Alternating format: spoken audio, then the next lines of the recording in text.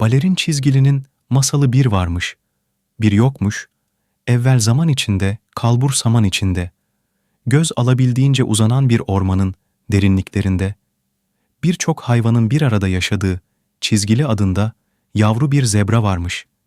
Çizgili, dans etmeyi çok severmiş.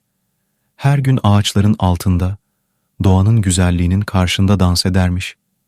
Çizgili, her dakikasını dans ederek değerlendirirmiş ama yapması gereken işleri yapmaz, sorumluluklarını unuturmuş. Bu konuda anne zebra sürekli onu uyarırmış. Ama Çizgili dans etmekten vazgeçmezmiş. Günlerden bir gün Çizgili sabah sevinçle uyanmış, hemen annesinin yanına gitmiş ve gördüğü rüyayı annesine anlatmış. Çizgili, "Anneciğim, çok güzel bir rüya gördüm. Rüyamda dansçı olmuştum. Herkes benim balerin olduğumu görmüştü. Çok güzel bir rüyaydı. Keşke gerçek olsa," demiş. Anne zebra, Çizgili'nin gerçekten dansçı olmak istediğini anlamış. Onun hayalini gerçekleştirmesine yardımcı olmaya karar vermiş. Belki böylelikle sorumluluklarını da yerine getireceğini düşünmüş. Ertesi gün anne zebra Çizgili'ye sürpriz yapmaya karar vermiş. Önce Çizgili'yi ormandaki dans kursuna kayıt ettirmiş. Daha sonra güzel bir bale elbisesi ve ayakkabısı almış.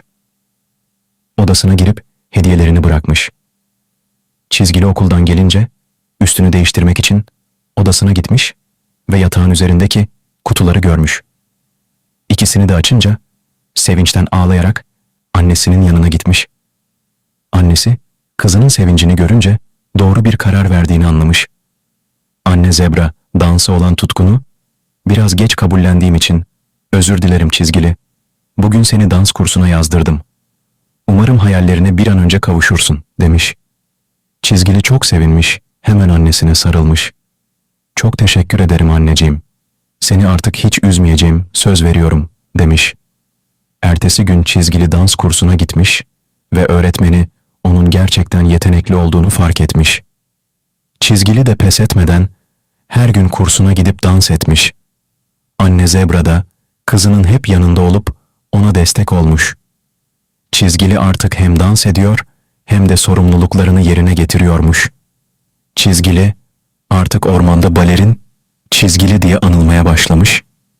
Çizgili ormanın derinliklerindeki ağaçların altında dans eden bir peri gibi mutlu yaşamış, masal da burada bitmiş.